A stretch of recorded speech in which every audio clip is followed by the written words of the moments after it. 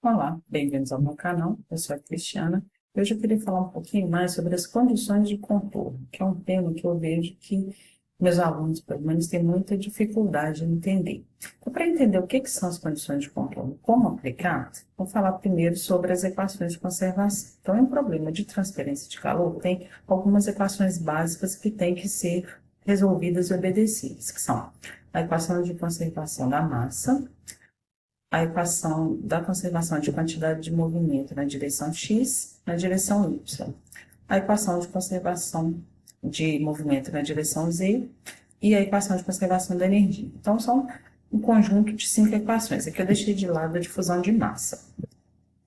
Essas equações são equações diferenciais de segunda ordem nas coordenadas espaciais e de primeira ordem no tempo. Então, a gente percebe que é uma derivada de segunda em cada uma das direções e sempre derivada primeira no tempo, que o tempo estaria aqui.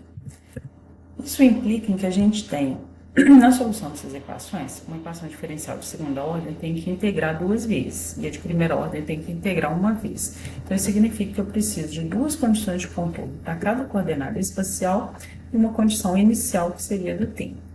Então, para as equações do movimento, em geral, o que a gente tem é que as condições de contorno elas têm que obedecer simplesmente à condição de não deslizamento. Então, se eu pego essa figura aqui, por exemplo, o que eu sei?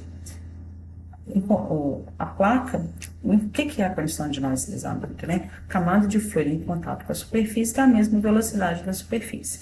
Então, se essa placa de baixo, por exemplo, está parada, a camada de fluido em contato com ela também vai estar parada. Então, se eu quero uma condição de contorno para a direção y, se a origem está aqui, essa posição seria y igual a zero. Então, se a placa está parada, a velocidade na direção x, nesse ponto, seria zero. Então, a condição de contorno seria dada como U em y igual a zero é zero, ou em y igual a zero, U é igual a zero. Aqui em cima, a placa se movimenta para a direita com uma velocidade usão.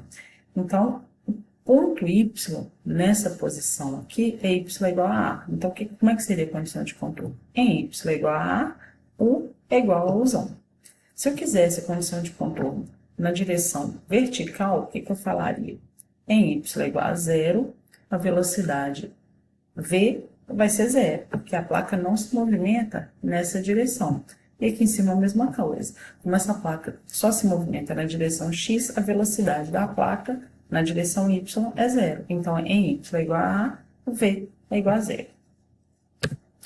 Para a condição de contorno da energia, a gente tem a condição de que não existe salto de temperatura. O que isso significa? Que a camada de fluido em contato com a superfície tem a mesma temperatura da superfície. Então, essa é uma condição de contorno que a gente pode ter. Então, se eu pegasse essa placa daqui, essa temperatura aqui fosse, sei lá, 20 graus, essa daqui fosse 50 graus, as condições de contorno seriam em y igual a zero, a temperatura do fluido é 20. Em y igual a A, a temperatura do fluido é 50. Só que para energia, as condições de contorno elas não são dadas apenas em função da temperatura. A gente tem 3 tipos de condição de contorno. Então, o primeiro seria a temperatura na superfície constante. A segunda, o fluxo térmico constante. Então, eu posso ter um fluxo térmico prescrito, é diferente de zero, que seria o quê?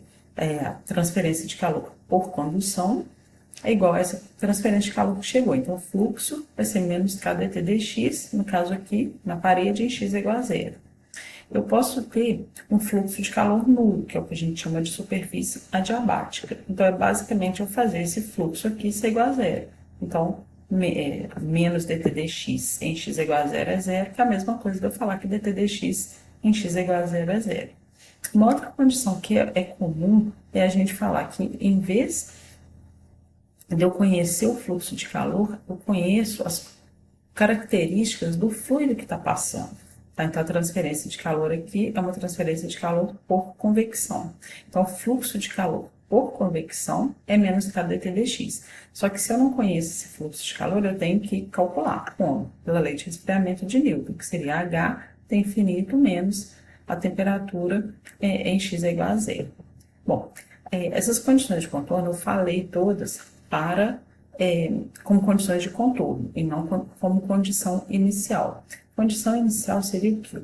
Dar o valor da grandeza, seja ela temperatura ou velocidade, do fluido, né, da parede, do meu domínio, no instante inicial. Então, por exemplo, eu posso falar que, nessa imagem aqui, todo o meu fluido aqui, na condição inicial, estava parado. Então, em T igual a zero, o meu U seria zero. Se esse fluido ele tivesse toda uma mesma temperatura, eu poderia falar que em T minúscula, né?